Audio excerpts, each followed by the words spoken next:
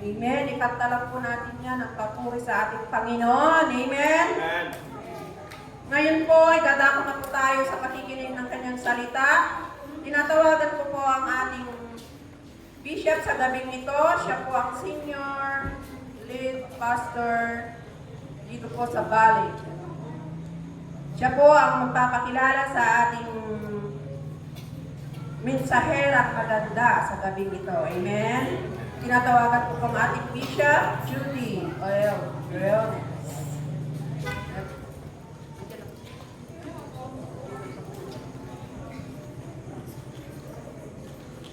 Magandang gabi po sa ating lahat. Palakpakan po natin ang Panginoon. Yung mas malakas po para sa ating Panginoon. Ito po yung pangalawang gawain dito sa plaza. Last year, tayo po ay nagsagawa ng Back to Life. Nagkaroon tayo ng mini concert dito. At ngayon naman, itong okasyong ito ay ito yung unang anibersaryo ng City of God, Banin-Kanaway, Rosales, Pangasinan. And welcome the arrival of our National Director, Bishop Ireneo John Lihero Jr. Kasama yung ating National Secretary, Reverend Isikaya Lihero, at ang kanyang may bahay ng ating National Director, Pastora Maureen Lihero, at yung driver ng kanilang sinakyan, our South Luzon Regional Director, Bishop Rinaldo Cobangbang, kahit hindi pa po nakakababa mula sa kanyang sasakyan. Palakpakan po natin ang Panginoon. Ito pong ating speaker, siya po ang naging speaker ng 3 simbahan ng City of God ng sunod-sunod mula pa noong Friday night sa Sabit, plaza din namin ginanap. Kahapon doon po sa Pugo, Sicilio, Santa Ignacia, Tarlac. At ngayon naman, dito po sa Banin-Kanaway. Yung ating pong tema ay padayon. Yan po ay salitang Bisaya, nang ibig sabihin is to move forward. Although naiisa po yung aming naging tema sa 3 church na nagdiriwang ng anibersaryo, at isa yung speaker, iba-iba naman po yung kanyang pong mensahe. Hindi po isa yung kanyang mensahe. Ang tagapagsalita po natin ngayong gabi, siya po ang kasalukuyang Provincial Director ng City of God, Davao del Norte. Ang kanya pong ministry ay kadalasan, siya po ay nasa pioneering, laging nagbubukas ng gawain ng Panginoon. Kasalukuyan po siya ang senior lead pastor ng Kinamayan Santo Tomas, Davao del Norte. At ano yung pangalan ng outreach nyo? Yung daughter church? Balisong. So yung mga churches po nila ay amin na pong napuntahan, nakapagsagawa ng ma-revival nung kami po ay nag-mission sa Davao del Norte ng halos 1 linggo. At ngayon po, hindi ko na po papatagalin ng panahon. Meron po siyang asawa, naiwan po yung kanyang asawa at yung kanilang anak. Ibinibigay ko na po ang lahat ng oras, lahat ng pagkakataon sa anak ng Diyos na magpapahayag ng kanyang mensahe sa gabi pong ito, no other than Reverend Genevieve Pobre Lihero. Palakpakan po natin ang Panginoon. Sabihin po natin, God bless you, Pastora. Purihin ang pangalan ng ating Panginoong Jesus! Wala pong ibang maitataas sa gabing ito, kundi ang ating Panginoong Jesus lamang. Amen? Hallelujah! Napakasaya po namin na nakarating po dito sa Tarlac. At saka, hindi basta-basta yung binabiyahe namin araw-araw. I think tatlong municipality ba yan lahat? Iba-ibang municipality. Kami po ay nagagalak kasi po nakapaglibot kami sa 4 kasi iba yung municipality kina Pastor Ray. So 4 na municipality po ng Tarlac in just 3 days, ika-3 gabi po ngayon. So thank you so much po sa invitation to be the speaker po ng ating tatlong mga simbahan na nag-celebrate ng anniversary. Yung dalawang simbahan po natin, second anniversary. At ito po ang unang anibersaryo po ng Baling Kanaway, Rosales, Pangasinan. Titignan ko talaga, baka magkamali po ako. Hallelujah. Salamat po sa ating pong very energetic na ating pong senior lead pastor, Bishop Jude. At saka sa kanyang mga magaganda at mga talaga namang nakikita talaga ang glory ng Lord sa mga buhay ng ating mga pastora. Pastora Marivic, Pastora Lota, Pastora Nestle, Pastora Amelia. At sa lahat po ng mga worship team, at saka sa lahat po ng mga members po ng City of God, Baling Kanaway, at sa lahat po ng mga bisita sa gabing ito. Purihin ang pangalan ng ating Panginoon. Nabasa na po ang salita ng Panginoon kanina po sa ating scripture reading. At uulitin ko pong babasahin ang ating pong passage. And it is found in Exodus chapter 14 verse 13 to 15. In English version, sabi po niya, "And Moses said to the people, 'Fear not, stand firm, and see the salvation of the Lord, which He will work for you today. For the Egyptians whom you see today, you shall never see again. The Lord will fight for you, and you have only to be silent.' The Lord said to Moses, 'Why do you cry to me? Tell the people of Israel to go forward."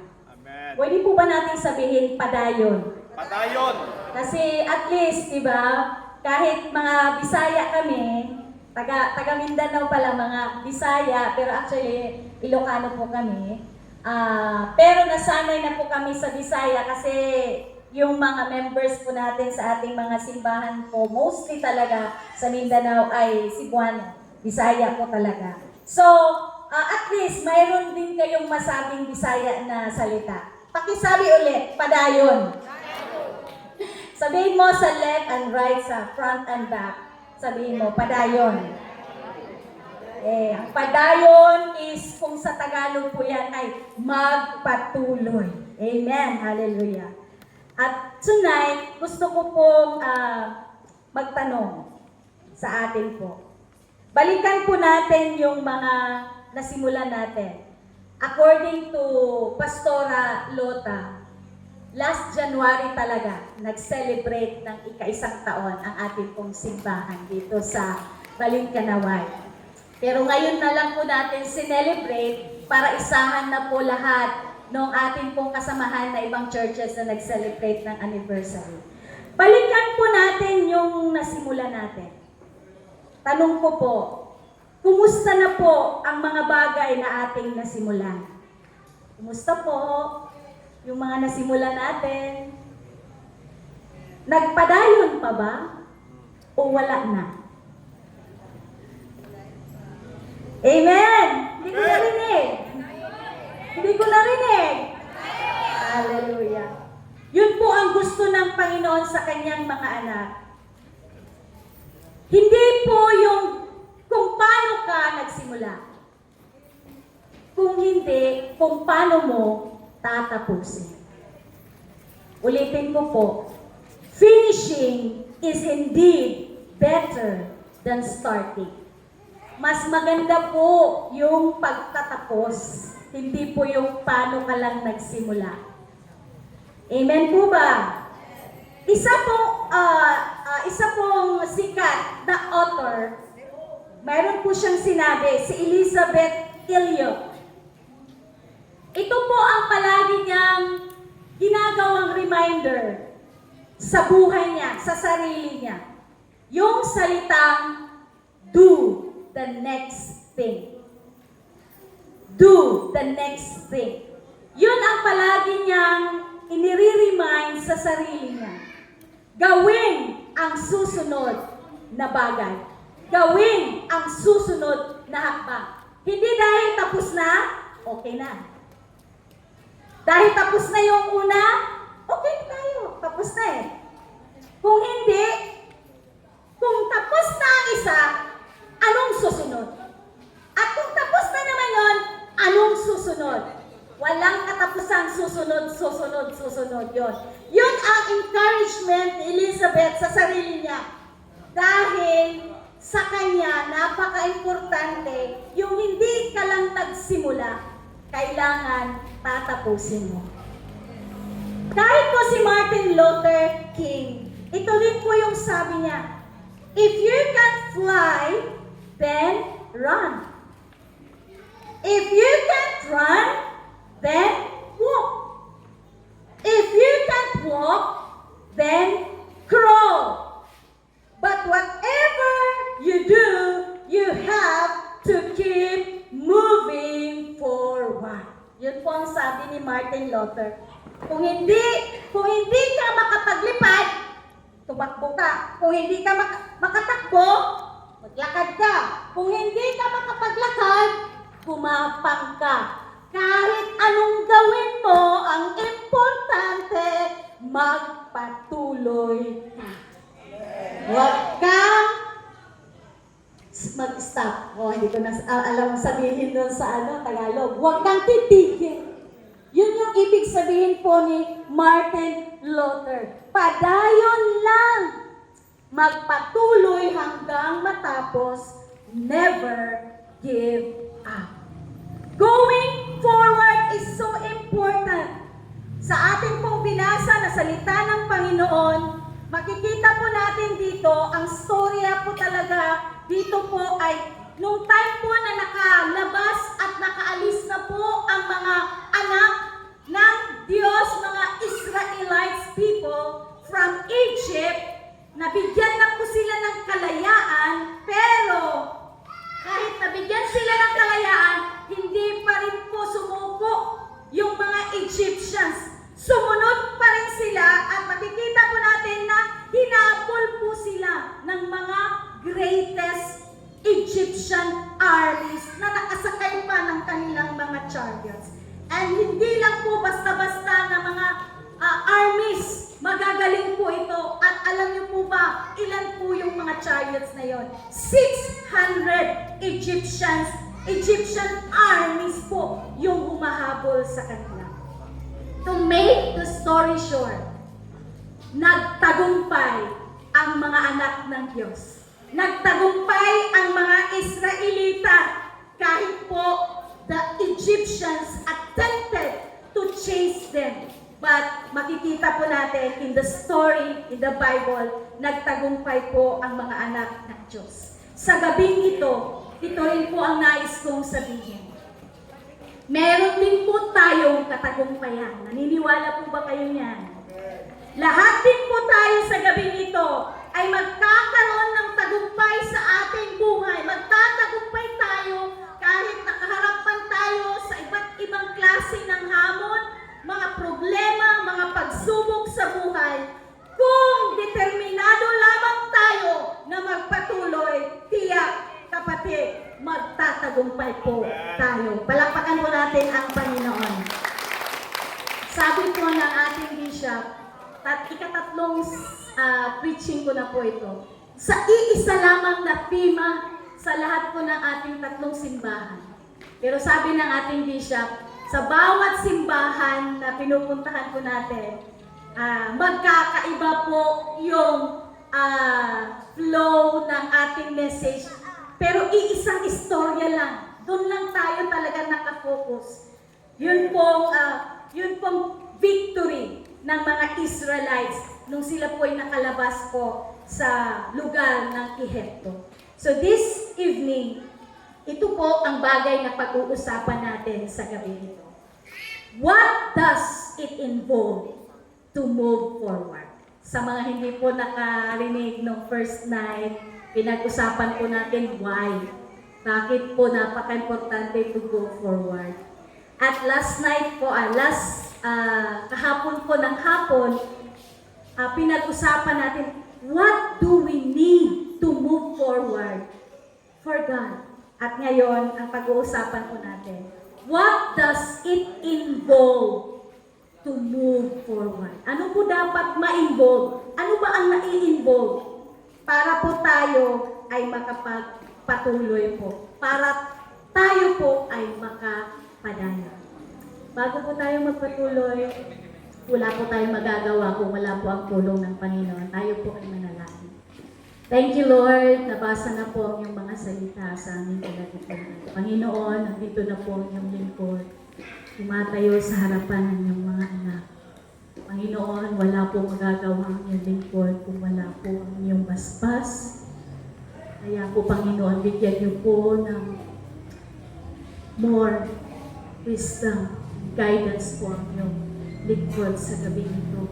I-bless mo po ang mensahe ibinigay mo sa aking puso na aking i-deliver sa gabi ito. Panginoon, bless your people tonight, O God, in this place.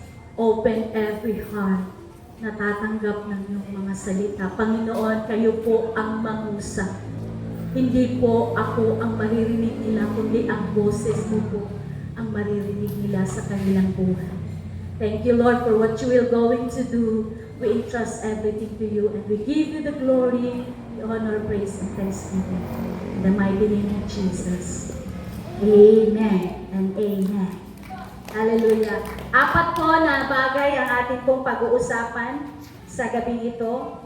Moving forward involves a change of perception about our God-given destiny. Pakisabi po sa katabi mo, may destiny na inihanda ang Lord sa iyo. Amen. Hallelujah. Ang mga anak po ng Diyos, yung mga Israelita, sila po ay God take them out from Egypt kasi po may pagdadalhan po ang Panginoon sa kanila. At dadalhin po sila sa lupang pangako. Kapatid, sa bawat isa sa atin, may magandang plano ang Lord sa bawat isa sa atin. Amen? At unang-unang kailangan po, ano po ang mai-involve para po tayo makamove forward? Kailangan po ay mayroon pong tinatawag nating mabago. Ano yung dapat mabago? Mabago yung ating pag-unawa, mabago yung ating pananaw tungkol sa destiny na inihanda ng Lord sa bawat isa sa atin. Kasi po ang nangyari po sa mga Israelites, ilang beses ko na po itong binasa, ito po kasi yung mindset nila. In chapter 14, verse 12, nung time na sila po hinahabol na ng Egyptian armies, doon na po lumabas talaga ang totoong nasa puso nila. Lumabas po talaga yung totoong attitude ng mga Egyptians. Doon na po sila sila po ay nagkaisa na at si Moses ang sinisisi po talaga nila. At sabi po nila, hindi ba sinabi namin sa iyo sa Ehipto na pabayaan mo na lang kaming magpaalipin sa mga Ehipsyo? Mas mabuti pang nanilbihan na lang kami sa mga Ehipsyo kaysa sa mamatay dito sa disyerto. Nakikita niyo po ba kung ano yung pananaw nila? Ano yung pangunawa nila? Yung pangunawa nila, okay na lang sa kanila na magiging alipin forever. Okay na sa kanila yon.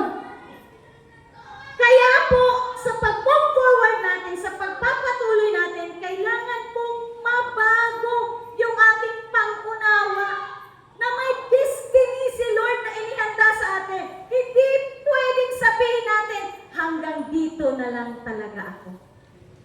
Amen. Amen. Wala nang mangyayari sa buhay ko. Hanggang dito na lang ako. Wala nang improvement, wala nang progress. Wala na talagang mangyayari. Dito na lang ako. Ganon ang perception po ng mga Israelites. Ang sabi nila, it's better for us to stay slaves. Sabi po nila. Kaya po kung gusto po natin na tayo po ay makamove forward, kailangan baguhin po natin ang ating pananaw. Dapat sabihin natin palagi, hindi ako hanggang dito na lang. May inihanda ang Panginoon sa buhay ko. May inihandang magandang plano ang Lord sa pamilya ko. May magandang plano si Lord na inihanda sa church na ito. Amen. Kailangan nating mabago, kapatid, yung ating pong perception, yung ating pong pangunawa at ating pong pananaw. Ano po ba ang sinasabi ng salita ng ating Panginoon in Jeremiah 29:11? For I know the plans I have for you, declares the Lord. Plan to prosper you and not to harm you.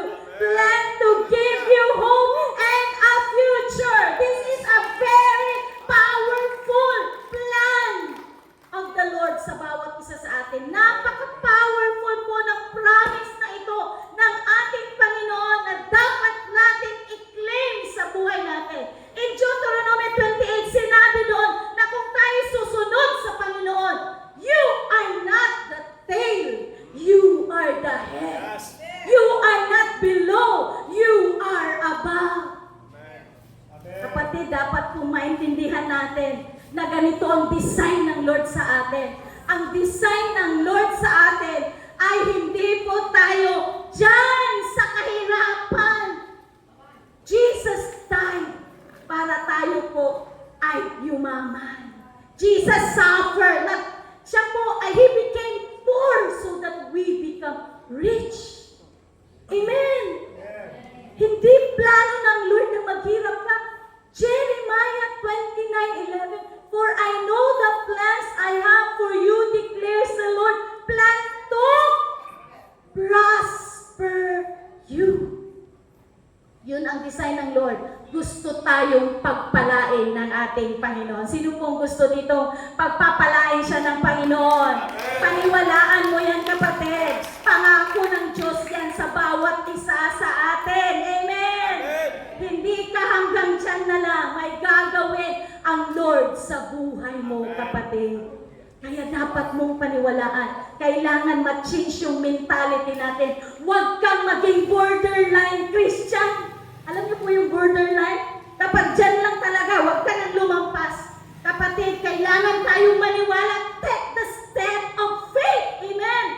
Na ang Lord may plano na maganda sa bawat isa sa ating mga buhay. Amen. Yun po ang kailangan. Kung tayo po ay mag-move forward, kailangan po baguhin natin yung ating pananaw. Yung ating po pangunawa sa destiny na inihanda ng Panginoon sa bawat isa sa atin. Amen! Amen! Hallelujah! Ulitin mo, sabihin mo sa katabi mo, you are blessed. You are blessed. You are favored. I-declare mo yan. You are favored. You are loved. Ngayon naman, i-declare mo sa sarili mo, I am blessed. I am favored. I am loved. Kahapon dun po sa Pugo. First time ko pong narinig yung kanta ng Give Thanks na ganon. Kasi yung alam ko lang talaga na lyrics ng Give Thanks. And now let the weak say, I am strong. Let the poor say, I am rich. Because of what the Lord has done for us. Ito yung bago na narinig ko kahapon eh. And now, let the strong say, I am stronger. Let the rich say, I am richer. Wow, what a declaration! Totoo yan, kapatid. Pangako ng Diyos niya sa atin. Hallelujah. We are blessed. We are favored. We are loved. Paniwalaan natin yan. Baguhin natin yung mga perception, pangunawa at pananaw natin na wala nang mangyayari sa buhay natin. Amen. Kapag binago natin yan, we can move forward. Yes. Number 2 po, moving forward involves faith in God and putting to use what God has placed in your hand. Amen. Hallelujah. Alam niyo po ba, ano lang ang meron kay Moses? Dalawa lang bagay ang meron kay Moses. Una, yung kanyang pananampalataya sa Panginoon. At pangalawa, yung sungkod niya. Ano po? Tungkod, sorry po. Yung baston niya, lumalabas talaga yung pagkabisaya. Hallelujah! Yun lang po meron si Moses. Pero makikita po natin, yung pananampalataya niya, talaga naman po, sinabihan niya yung mga anak ng Panginoon. Sabi niya, stand firm! Sabi niya, fear not! Talaga namang in-encourage niya ang mga Israelites. Kahit alam niya wala na talaga silang matutunguhan, they are being trapped. Nasa dead end na po sila. Pero anong meron kay Moses? Nananatili ang kanyang pananampalataya sa Panginoon. Kahit hindi niya alam kung anong gagawin niya. Kahit hindi niya alam saan sila pupunta. Pero what he has is his faith on our Lord Jesus Christ. At anong meron siya? Yung pong kanyang baston. At sabi ng Panginoon, ano bang meron ka? Diba ang sabi niya? Yung baston. Yung baston. Kapatid, tanong ko sa iyo sa gabing ito, kumusta ang ating pananampalataya sa Panginoon? Hallelujah! Are we remain standing on the promises of God? Narinig namin ito. Ito ba yung kanta kanina doon sa simbahan nila, Pastor? Ay, iba pala. Count your blessing, name them one by one. Yung isa pang hymnal na napaka-paborito natin, lalo na yung mga oldies. Standing on the promises of God. Oh, sige, ituloy nyo, kasi hindi ko memorize eh. Hindi pa ako napananag niyan, Chan. Standing on the promises of God.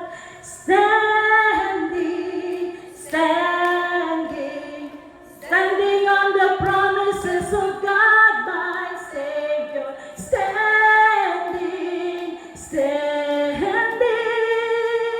I'm standing on the promises of God. Nananatili po ba tayo? Yung bang nag-claim? We continue, we remain to claim and to stand on the promises of God. No matter ano yung nakikita natin, no matter ano yung nararamdaman natin, no matter ano yung nangyayari sa paligid natin, but we remain standing on the promises of God. Hallelujah! I don't care. Ito nakikita ko. Wala na. Hopeless yung situation ko. I don't care. I am standing on the promises of God in my life. Hallelujah. Kapatid, yan po ang totoong pananampalataya. Kahit hindi po natin naintindihan at hindi po klaro sa atin ang detalye ng nangyayari yung inaalaw ng Lord na mangyari sa buhay natin. But we still completely trust in the Lord. Amen. Meron pong isang bata na iniwan ng kanyang papa sa bahay nila. And then, accidentally, nasunog po yung bahay. At saka yung bata, buti yung bata marunong, wais. Kasi nung nasunog yung bahay, umakyat siya sa taas ng roof nila para masalbar yung buhay niya. Dumating yung papa niya, laking gulat niya, umuusok na yung bahay. At yung anak niya, nandun sa, nakita niya, na nasa taas, nasa roof. Ano po yung roof sa Tagalog? Nasa bubong. Kitang-kita ng papa, pero yung anak, hindi niya nakikita ang papa niya kasi grabe ang usok. Sumigaw yung papa niya. Sabi niya, anak, kasi nakikita niya ang apoy talagang, it almost, lahat parang nasusunog na ang buong bahay. Kaya sabi niya, anak, tumalon ka! Sabi niya. Ngayon narinig ng anak, sabi niya, Papa,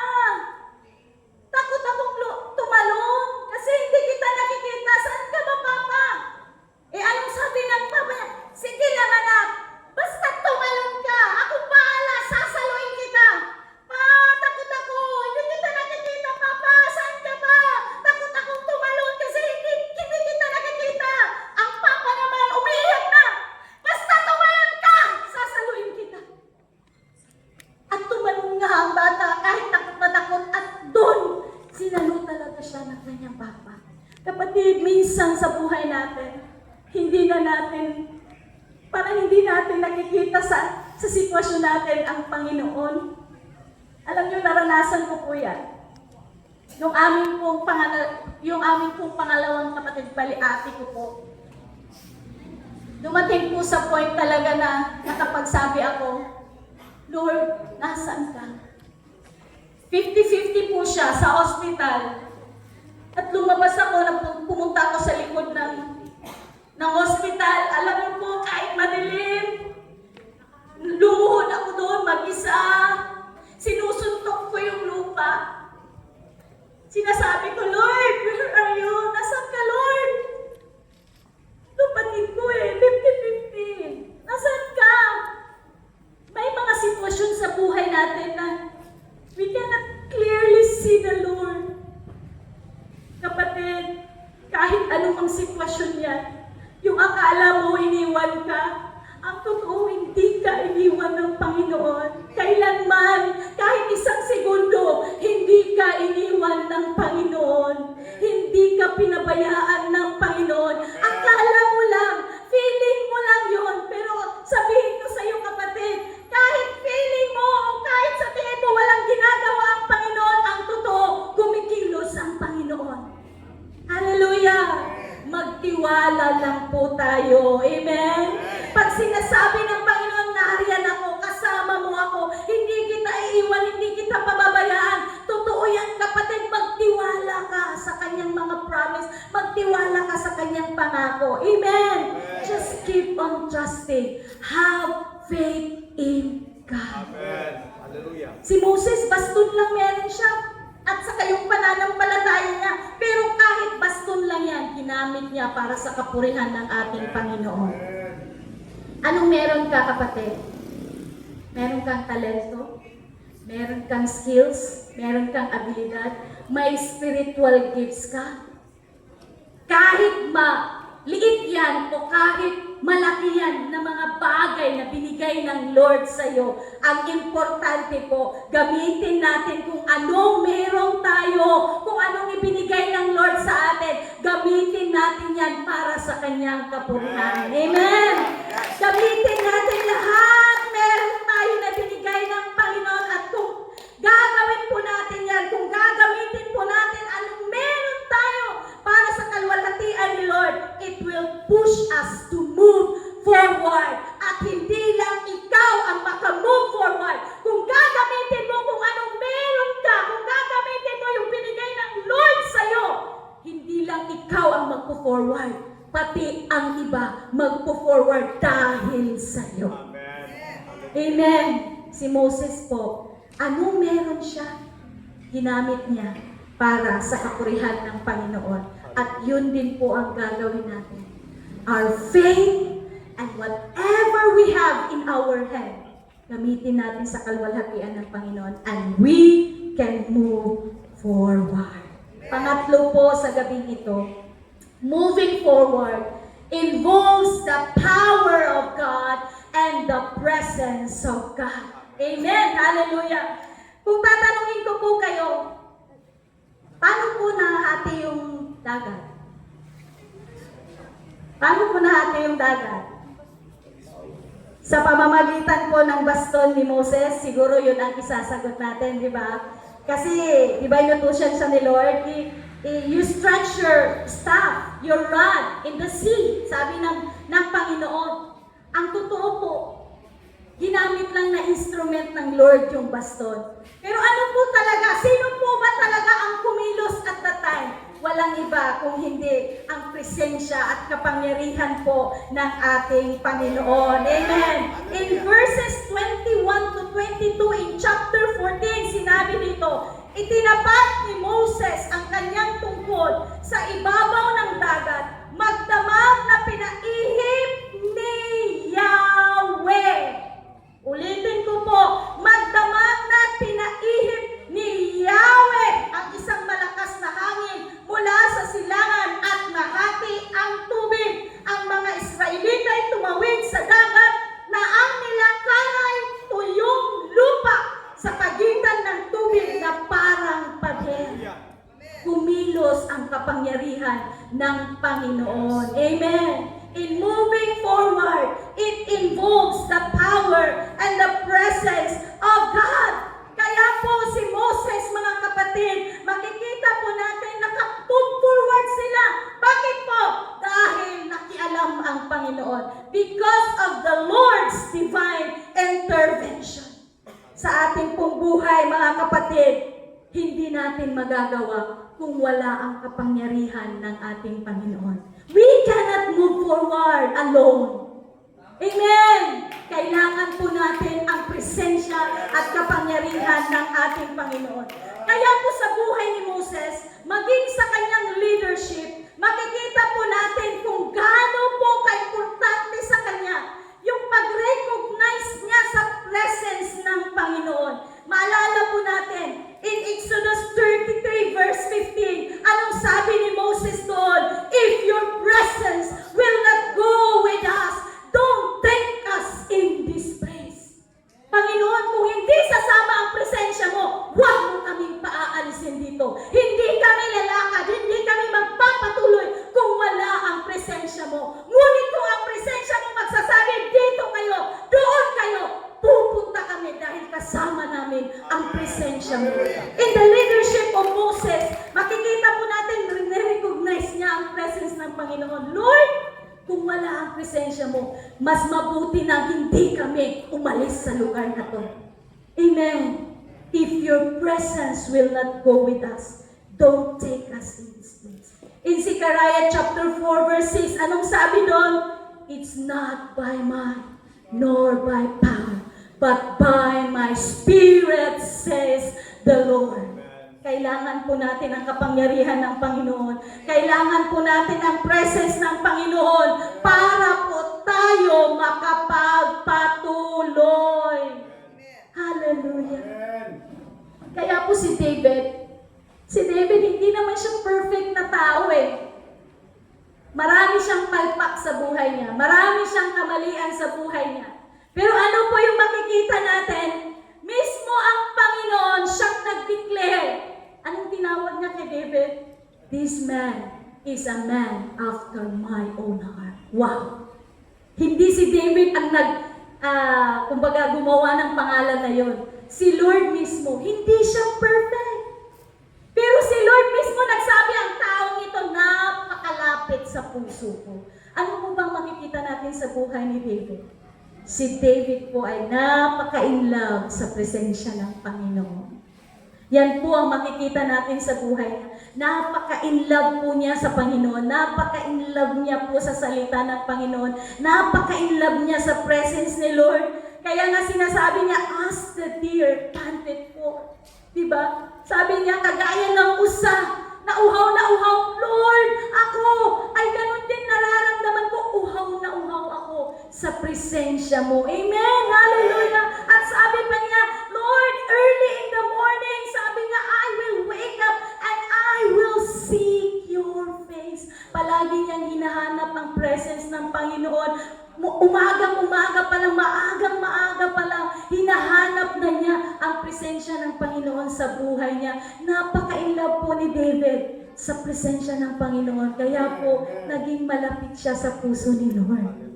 Hallelujah. Sana po, yan din po ang desire ng ating mga puso. Amen? Sana yun ang iyak ng puso natin sa gabing ito, na sasabihin din natin, I love to be in your presence, Lord. Hallelujah. Hindi ako mabubuhay, Panginoon, kung wala ang iyong kapangyarihan. Hindi ako mabubuhay, Panginoon, kung wala ang iyong presensya. Lord, I need your presence in my life.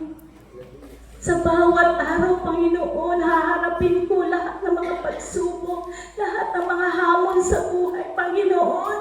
Yung presensya mo ang magbibigay sa akin ng kalakasan sa bawat araw para makapagpatuloy ako. Amen. Palakpakan po natin ang ating Panginoon. Hallelujah. Hallelujah. Minsan po, di ba, napapahanga tayo pag sinabi natin yung pag-divide ng Red Sea, di ba, sasabihin natin, wow, isa ito sa pinaka-incredible, isa ito sa pinaka-amazing na mga Hallelujah. Imagine mo, dagat natin.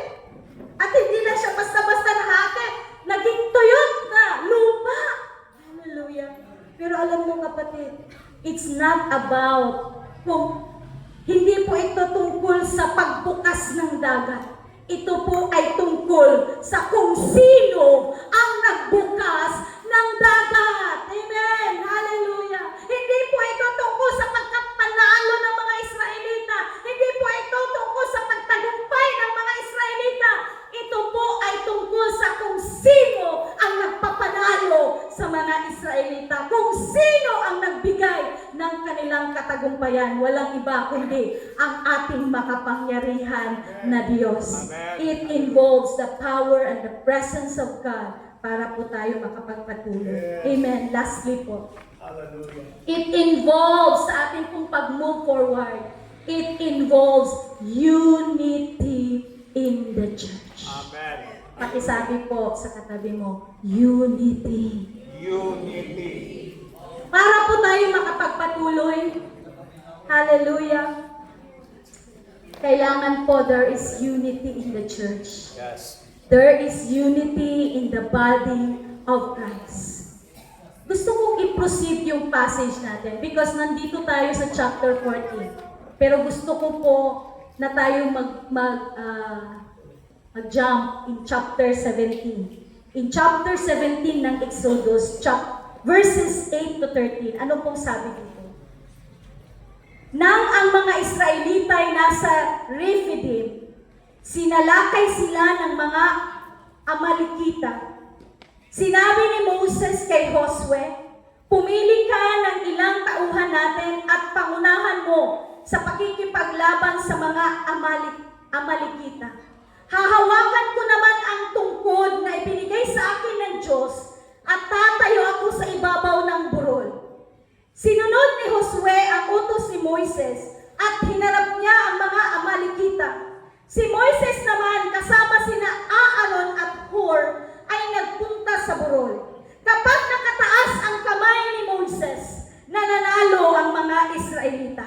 Kapag nakababa, nananalo naman ang mga Amalekita. Nangawit na si Moses, kaya sina Aaron at Hur ay kumuha ng isang bato at pinaupo roon si Moises habang hawak nilang pataas ang mga kamay nito hanggang sa lumubog ang araw. Dahil dito'y natalo ni Josue ang mga Amalekita. Kapatid, ano po ba ang message nito? Para makamove forward tayo, hallelujah, kailangan po ng unity in the church. Yes. Nakikita po natin, si Moses, inutusan niya si Joshua, pumili ka ng kasama mo makipaglaban sa Amalekites.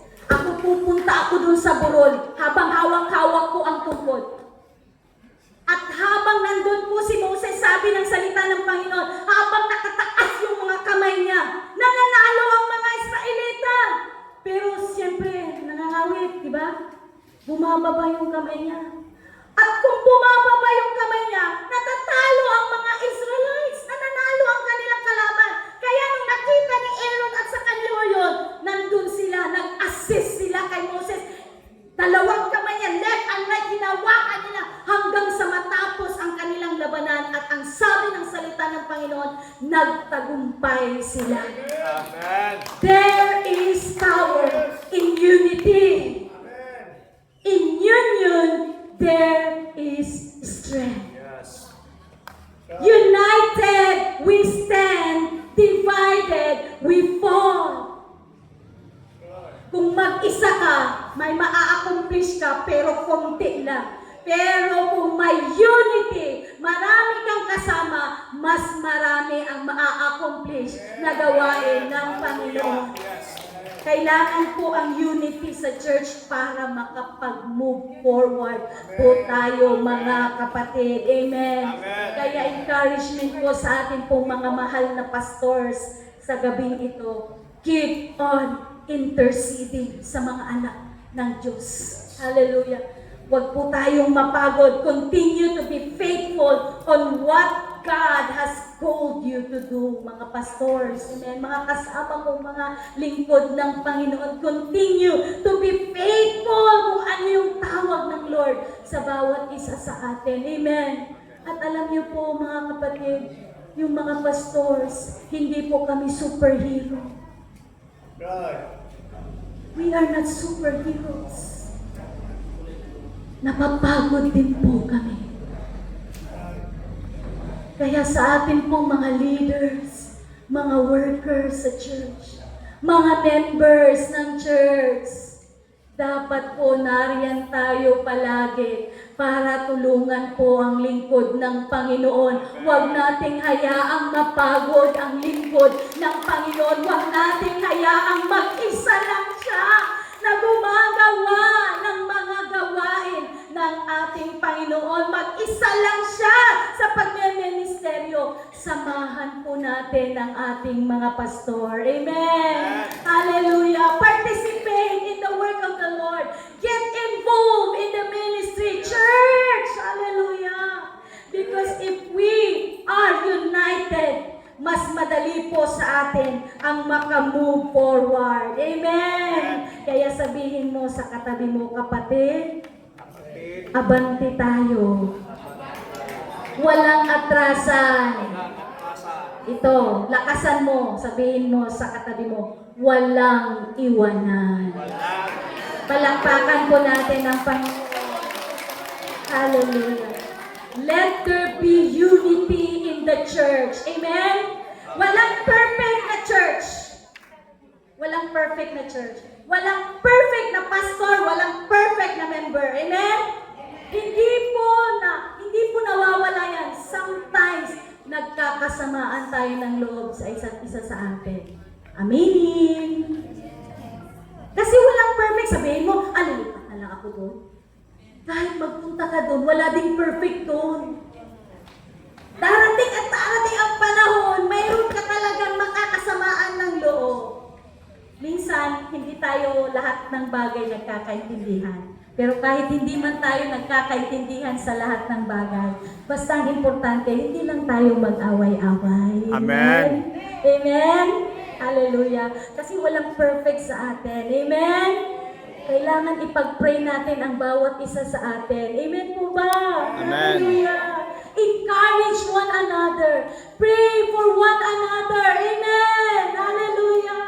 Yan po ang importante sa loob ng church. Hallelujah. Kaya sabihin mo ulit sa katabi mo, kapatid, serious ako. Pakisabi po talaga, kapatid, titiisin kita. Oh, may karugtong pa yun. Di ba ano sabi mo? Kapatid, titiisin kita. Titiisin mo rin ako. Oh, maghawakan kayo ng kamay. Sabihin nyo, magtiisan tayong dalawa. Palakpakan mo natin si Lord. Amen? There must be unity in the church. At ito pong tatandaan natin, ministry is not competition. Amen. Walang kompetensya po sa gawain ng Panginoon. Tandaan po natin, the moment you begin to compete in the ministry, hindi ka po totoong naglilingkod sa Panginoon. Kapag may competitive spirit ka, may puso kang competitive, kapatid, ang totoong pinaglilingkuran mo ay ang sarili mo. Kaya kapatid, bantayan po natin ang ating puso. In the ministry, there is no such thing as competition. In the kingdom of God, there is no such thing as competition. Ito po ang totoo. Lahat po tayo may different gift. May different ministry na binigay ang Panginoon sa atin. Pero isa lang po ang goal natin. Amen? Iba-iba yung kakayahan natin. May kaya ako na hindi mo kaya. Pero may kaya ka na hindi mo kaya. Yan ang totoo. Unique ang bawat isa sa atin. Ang importante, kahit different ang mga gift natin, kahit different ang ministry natin, isa lang dapat ang goal natin. To glorify the Lord Amen. in our lives. To glorify the Lord in our ministry. Dahil ang totoo po, mga kapatid, sa ministry po, hindi po hinahanap natin kung sino yung pinaka-the best. Lahat po tayo, the best para sa Panginoon. Basta ginagawa natin yan para sa Kanyang kaluwalhatian. Amen? Kanina po, nung nandun po kami sa Pura Church, nag-celebrate din po sila ng kanilang anniversary. Parang na-miss ko saglit na yung makasama yung iba't ibang mga simbahan. At napakasarap po tignan na kahit iba-iba po yung ministry natin, iba-iba po yung denomination natin, iba-iba po yung organization natin, pero mayroon tayong pagkakaisa dahil isa lang naman ang Diyos na pinaglilingkuran natin, amen? At isa lang talaga ang goal na ibinigay ng Lord sa atin. Magtulungan tayo dahil marami pang mga kaluluwa ang nangangailangan sa ating Panginoong Jesus. Amen. Hallelujah. Kaya po, let's be united. Because if we are united, we can move forward. Palakpakan po natin ang Panginoon. Hinihingi ko ang lahat ng ating mga music team to come. Ito po yung unang anniversary. Last year, yung dalawang simbahan po natin, of course, ang ating pong national director, ang talagang unang naging speaker. Kasi po, unang anniversary, syempre, dapat yung national director natin. Pero nagkataon lang po talaga na ako po ang na-invite na maging speaker sa second anniversary ng dalawang simbahan natin. So, parang sinulit na lang po ninyo na ako na lang din po ang sa unang anniversary. Pero sa totoo lang, ngayong gabing ito, because this is the first anniversary ng church po ng Balintanawan, tinatawagan ko po ang ating pong Bishop, Jude Briones. Nandito po siya sa harap.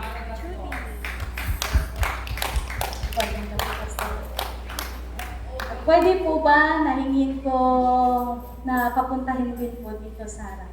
Yun pong kanilang mga pastoral staff. Dito po kayo sa likod ni Pastor.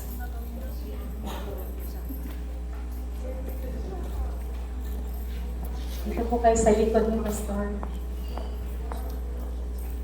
Hinihingi ko po ang lahat na tumayo.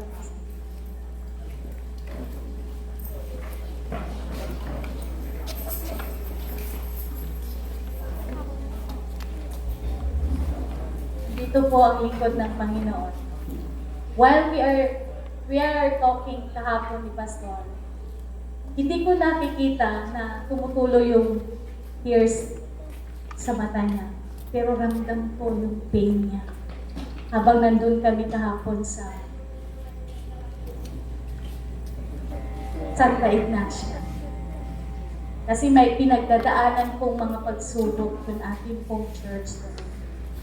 At kailangan po ng ating pastor ang ating pong mga dasal para sa kanya. Kasi pag magpapatuloy po ang lingkod ng Panginoon, nakasama kayo, we can move forward. And we can have the victory kung tayo po'y determinado to move forward. This time, hihingin ko po ang ating pong National Director na siya po ang mag-lead ng prayer para po sa gabi ito sa buong church na ito, because this is the first anniversary po ng church na Balintanawan City of God.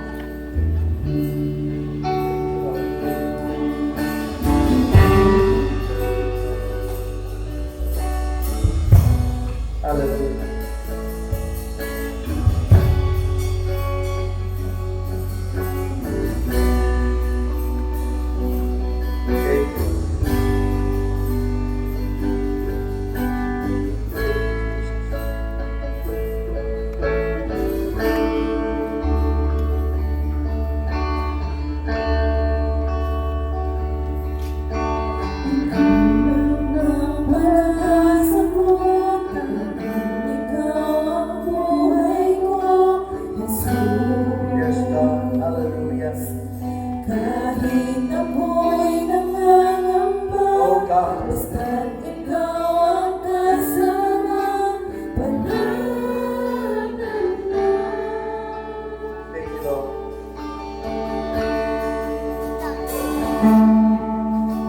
Ikaw ang nagsasamba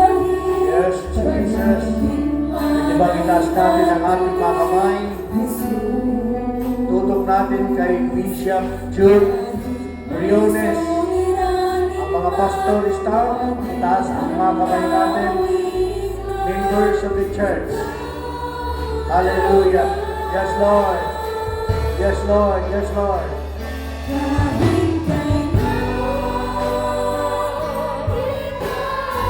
Thank you, Lord, oh God. Thank you, Lord Jesus.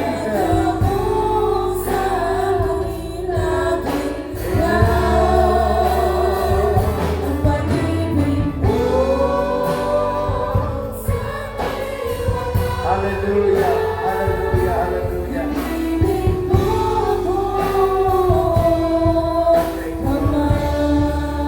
Thank you, Bishop.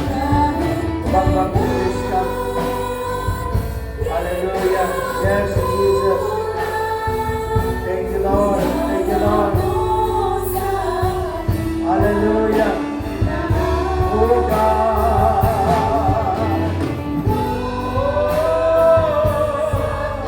Hallelujah, Lord.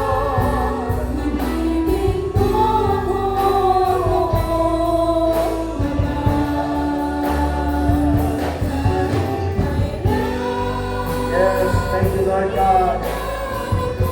Hallelujah, hallelujah, hallelujah. Thank you, Lord. Thank you, Lord. Oh God. Yes, Jesus. Oh, hallelujah.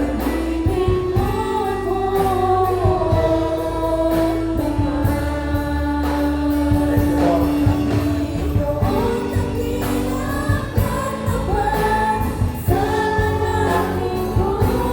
Yes,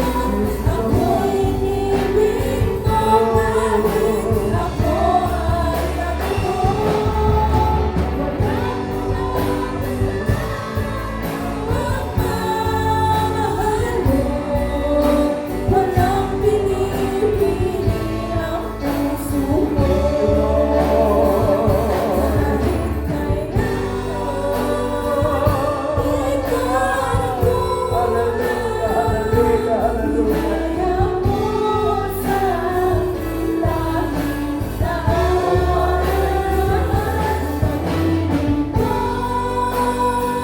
Salamat, Panginoon. Salamat, Panginoon.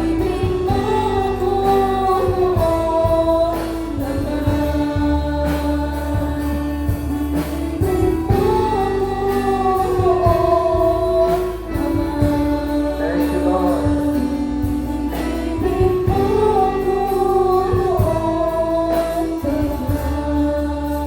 Hallelujah. Dakilang Diyos, pinapasalamatan ka namin.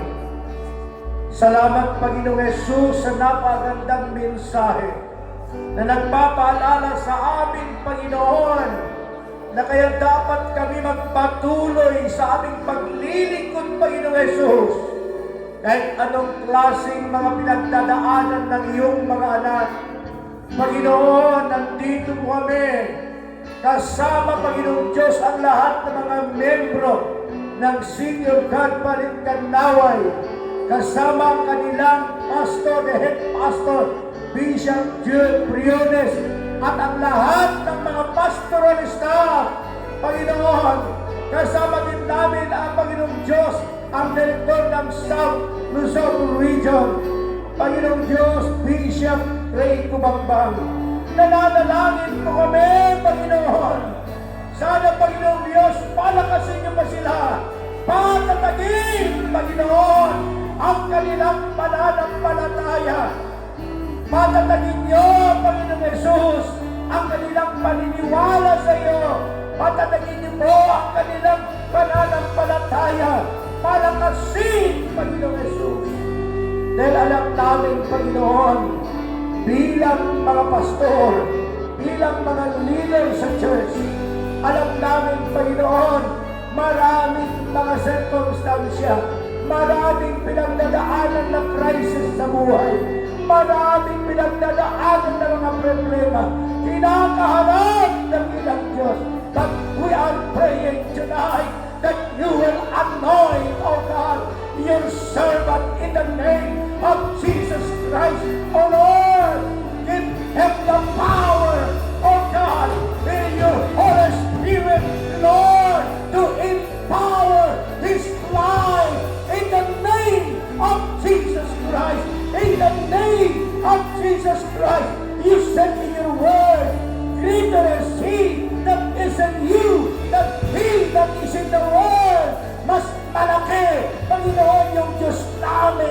kaysa kaaway.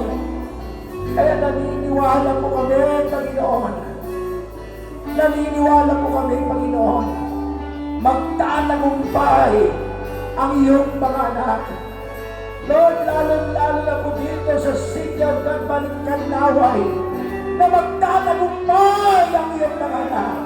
Lord, gawin niyo sila, Panginoong Diyos, bilang isang daluyan ng pagpapala sa buong barangay. In the name of Jesus, sinasabi niyo, Panginoon, sa iyong banal na kasulatan, oh God, na sinasabi mo, Panginoon, na kami ay magpatuloy, Panginoon.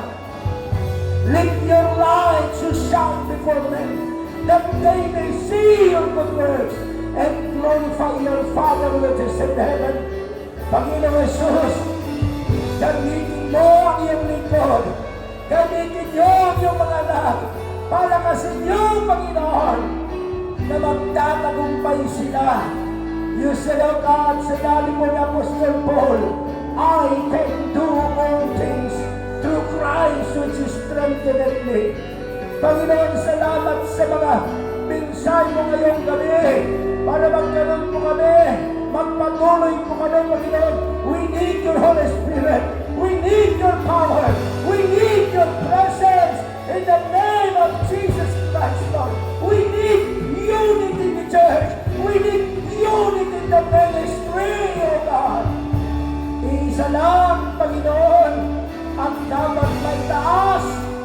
Walang iba kundi ang pangalan ng aming Panginoon Jesus. O God, salamat, Panginoon, na nagtagumpay ang City of God Balingcanaway. Nananalangin din po kami, buong barangay ng Balingcanaway. Nananalangin din po kami sa lahat po ng mga barangay officials, headed by our barangay captain in this barangay. Panginoon, hayaan niyo na gamitin niyo rin po, Panginoong Diyos, ang mga barangay officials, O God, to support the ministry, O God, dito po sa lugar na to. Lord, nandito po ang aming pastor, Bishop Jude Briones, at ang kanyang mga pastoral staff, Pastor Marivic, Pastor Lota, Pastor Nestle, Pastor Amelia, and all the leaders, O God, at ang mga iba pang mga leaders namin, mga Panginoong Diyos sa lugar na to. We are praying for a double portion anointing of the Holy Spirit to move in their lives. Salamat, Panginoong Diyos.